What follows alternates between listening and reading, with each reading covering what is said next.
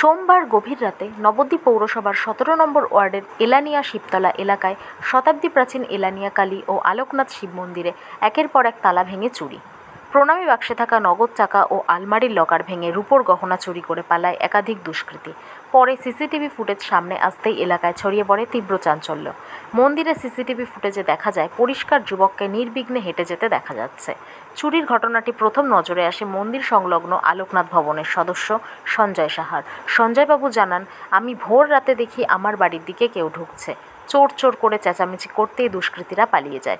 ভোরের আলো ফুটতেই একে একে মন্দিরে ভিড় জমাতে শুরু করে মন্দির কমিটির সদস্য ও স্থানীয় বাসিন্দারা। মঙ্গলবার সকালে তদন্তে আসেন নবদ্বীপ থানার পুলিশের 2 আধিকারিক। মন্দির কর্তৃপক্ষ সূত্রে জানা যায়, দুষ্কৃতীরা প্রণামী বাক্স থেকে নগদ বেশ কয়েক হাজার টাকা ও আলমারি ভেঙে রূপোর গহনা নিয়ে পালিয়ে যায়।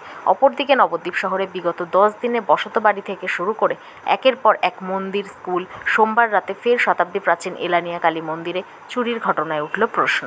আপনি তো ভোর রাতে উঠেছিলেন, কি দেখলেন? প্রথমে ঢুকে দেখছি আমার এইখানটায় ঢুকছিল, দিয়ে তারপরে চোর চোর করে চিল্লানোতে ও ছুটে পালায়।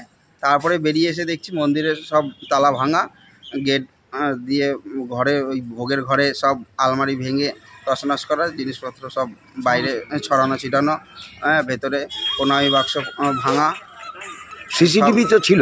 সিসিটিভিও বন্ধ করে দিয়েছে। কি কি ফেলে গেছে চোরেরা?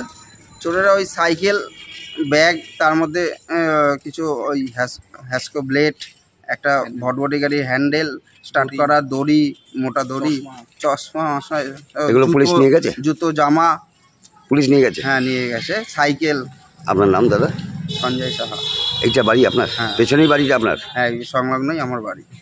আপনি পাশের ওয়ার্ডের কাউন্সিলর, এসছেন এখানে দেখতে, কি বলবেন এই চুরির বিষয়টা নিয়ে? বারবার চুরি হচ্ছে। চুরির বিষয়টা কি বলবো, নবদ্বীপ শহরে বিগত কয়েক মাস ধরে অনেকগুলো মন্দিরে চুরি হয়ে যাচ্ছে।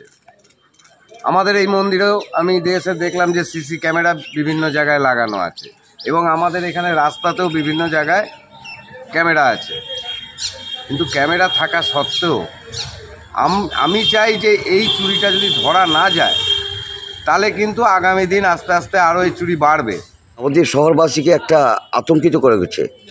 হ্যাঁ, আমরা তো ভীষণভাবে আতঙ্কিত হয়ে যাচ্ছি। বিশেষ করে একদিন তো একটা আতঙ্কের মধ্যে ভুগছিলাম, কিন্তু এখন দেখছি আমাদের ঘরের মধ্যে সেই আতঙ্ক ঢুকে পড়েছে।